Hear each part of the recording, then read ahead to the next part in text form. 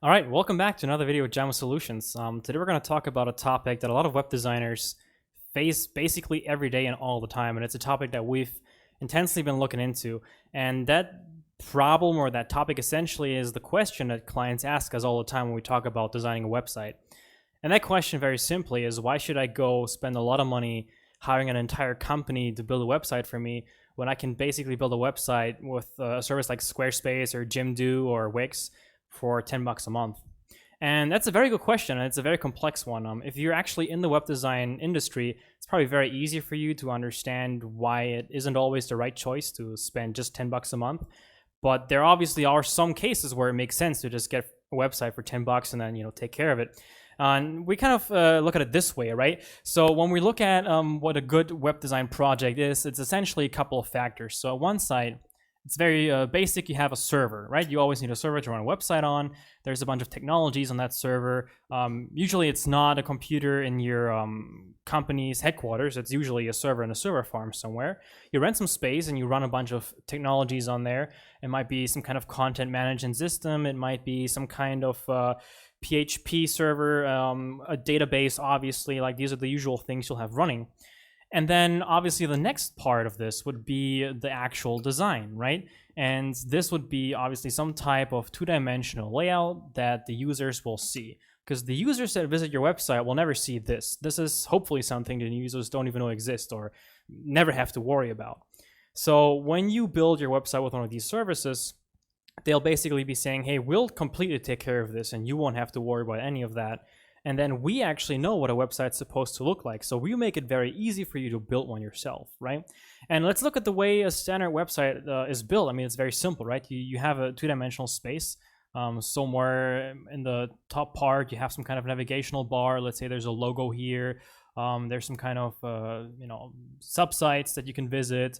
Maybe there's some little icon here, like a little phone or a little mail, so you can send a mail to people. And yeah, that's usually just very standard stuff, right? So I'll try to draw this so people can somewhat see what I'm trying to say here. I hope that works. So yeah, you have a nav bar, you have some kind of content in the middle, and then there's usually a footer.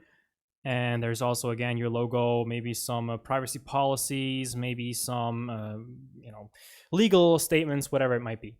And again, these big companies, they obviously sell a lot of websites, so they have a very good idea of what a good design looks like.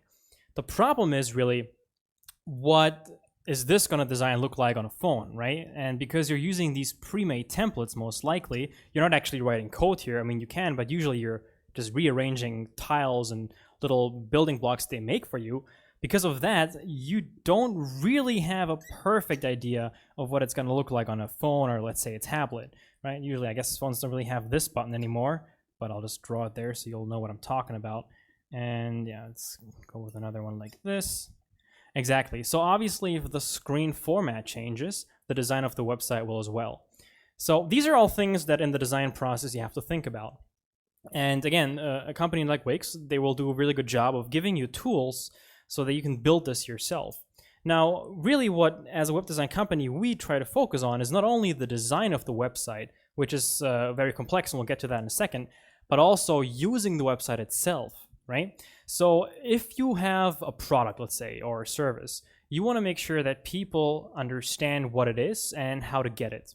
Because usually, as we've been talking about in another video, the website isn't the first interaction a user has with you. Usually, if it's done well, the user will already have some kind of idea of what to find on your website, and your website will be that final destination where that user interacts with you and your company. So it's very important that the small aspects of the design are very well thought out. And you might not really seem to have to worry about that when you go on a building block like this. Like, for example, they might just give you a template where there's a content right here, and there's some text here, and maybe there's some kind of user ticker or some kind of banner right there.